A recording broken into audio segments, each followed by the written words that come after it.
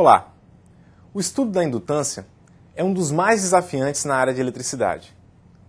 Mas o esforço para a compreensão desse fenômeno tem uma recompensa valiosa: a capacidade de uma melhor assimilação do comportamento dos circuitos e de alguns componentes elétricos.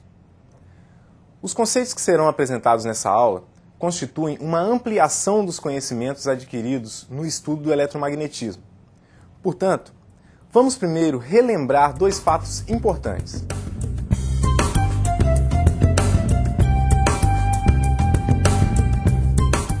O primeiro é que um condutor retilíneo, que se move em relação a um campo magnético, apresenta um deslocamento de cargas interno. Isso dá origem a uma diferença de potencial entre seus terminais.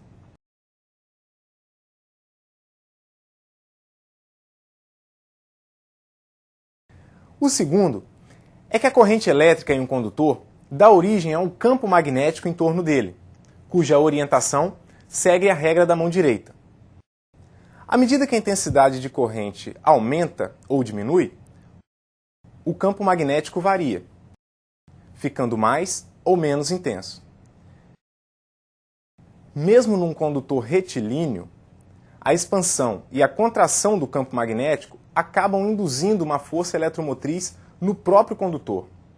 Essa força é chamada de tensão autoinduzida, porque é induzida pelo próprio condutor em que flui a corrente. O fenômeno da autoindutância ocorre em qualquer condutor elétrico sujeito a uma variação de corrente. Podemos definir, então, que a autoindutância é a capacidade que um condutor possui de induzir tensão em si mesmo. A polaridade da tensão induzida tem uma relação bem definida com o sentido de variação do campo magnético. Quando a corrente no condutor aumenta, o fluxo magnético também aumenta.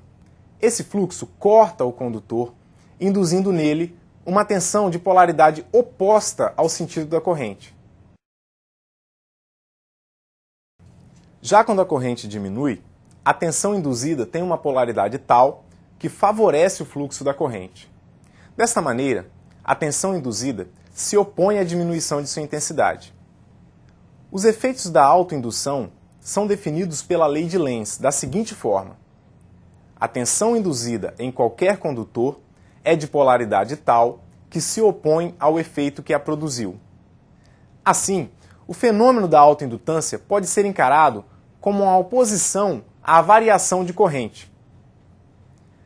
Vamos ver o que acontece quando há variação de corrente em um condutor enrolado, de modo que tenhamos duas porções paralelas com o mesmo sentido de enrolamento. Sabemos que o campo magnético produzido pela corrente no condutor surge ao mesmo tempo em toda a sua extensão. Mas, para uma melhor visualização, vamos analisar o efeito produzido pelo campo em apenas uma espira em um plano perpendicular ao condutor. As linhas de força produzidas pela corrente na primeira parte da espira cortam a segunda porção do condutor. Então, no caso de uma bobina, além da autoindução, cada espira induz tensão na espira vizinha. Assim, o fenômeno da indutância fica mais acentuado. Por esse motivo, as bobinas são chamadas também de indutores. Com o aumento da corrente, acontece a expansão do campo. Esse movimento do campo magnético em relação à segunda porção do condutor induz uma tensão de sentido contrário ao da corrente. Observe que a polaridade da tensão induzida é indicada por uma seta tracejada, enquanto a corrente é representada por uma seta contínua. Temos então uma força contrária ao aumento da corrente no indutor. Se alimentarmos o indutor com uma tensão contínua, constante, veremos que no início a corrente encontrará uma espécie de resistência devido à tensão autoinduzida. Entretanto, essa tensão autoinduzida não será maior do que aquela que alimenta o circuito. Isso ocorre porque apenas uma pequena parte do fluxo magnético é captada pela segunda porção do condutor. Então, a corrente aumenta aos poucos e depois atinge um valor limitado apenas pela parte resistiva do circuito. Assim, o que acontece é que sem variação de corrente não há tensão autoinduzida. Portanto, podemos concluir que Um elemento com características indutivas responde de forma retardada ao estímulo da tensão. Quando a chave que controla o circuito é aberta, as linhas de força entram em colapso, e o resultado é uma tensão autoinduzida que se soma à tensão da fonte de alimentação. Em alguns casos, a tensão induzida pelo colapso das linhas de força pode ser tão alta a ponto de romper a resistência elétrica do ar, produzindo assim um arco elétrico entre os contatos da chave. A unidade de medida da indutância é o Henry, em homenagem a Joseph Henry, cientista norte-americano que viveu no século XVIII. A ele é atribuída a descoberta do fenômeno da autoindução. Dizemos que um condutor possui 1 Henry de indutância quando a corrente varia na razão de 1 ampere por segundo e a tensão induzida nesse condutor é de 1 volt. Temos então a seguinte relação.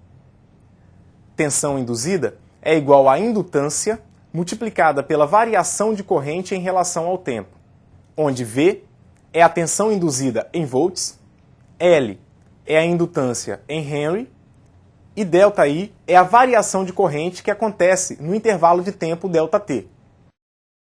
O Henry é uma unidade de grande magnitude e é utilizada apenas em grandes indutores. Comumente são utilizados seus submúltiplos, o millihenry e o microhenry, para especificação de indutores menores. Alguns fatores de forma do indutor afetam sua indutância. Um desses fatores é a quantidade de espiras. Quanto mais espiras, maior a indutância. Outro fator é o acoplamento, ou seja, a proximidade entre as espiras, que facilita a absorção das linhas de força produzidas. Espiras muito espaçadas dificultam o acoplamento e a absorção das linhas de força, enquanto espiras bem próximas otimizam o aproveitamento do fluxo magnético. O aproveitamento do fluxo magnético pode ser ainda melhor se a esse indutor for acrescentado um núcleo de material com boa permeabilidade magnética.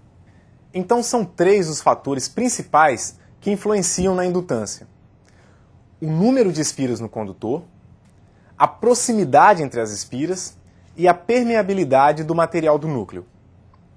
Bem, termina aqui a nossa aula sobre indutância. Procure saber mais sobre os indutores e suas aplicações práticas. Tchau!